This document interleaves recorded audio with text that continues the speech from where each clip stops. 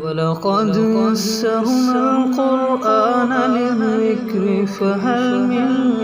مُّدَّكِرٍ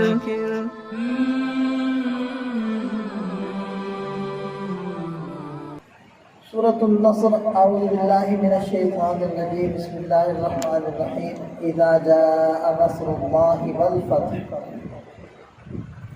جب آ گئی اللہ کی مدد اور فتح۔ فتح سے مراد یہاں فتح مکہ ہے، اور یہ سورت فتح مکہ سے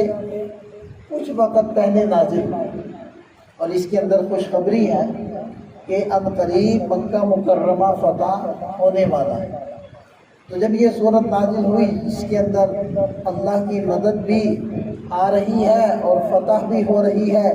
اور اگلی آیت میں بتایا جا رہا ہے کہ لوگ جوگ در جوگ اسلام میں داخل ہوں گے۔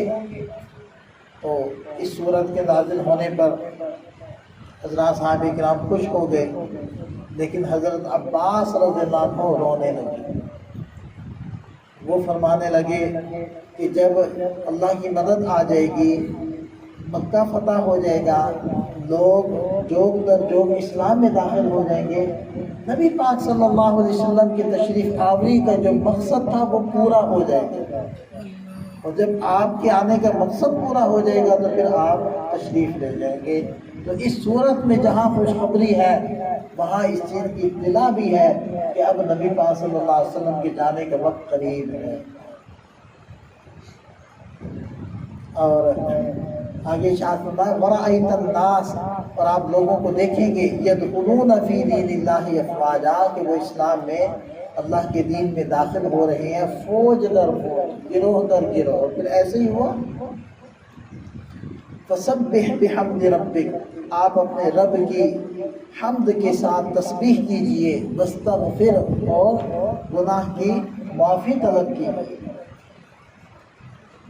امت کا اس بات پر اجماع ہے، اتفاق ہے کہ نبی پاک صلی اللہ علیہ وسلم اور دیگر انبیاء کرام وہ معصوم ہوتے ہیں، معصوم عن الخطا، لیکن پھر بھی ارشاد فرمایا جا رہا ہے کہ واستغفر، حالانکہ اگر کوئی لغزش آپ علیہ السلام سے آپ کے شایع نشان کوئی ہو بھی جائے تو سورہ فتح کے شروع میں لیغفر لک اللہ ما تقدم من ذنبک وما تأخر، اللہ تعالیٰ نے یہ بات فرما دی کہ اگر کوئی ایسی لغزش آپ کے جو شایع نشان ہے وہ ہو بھی جائے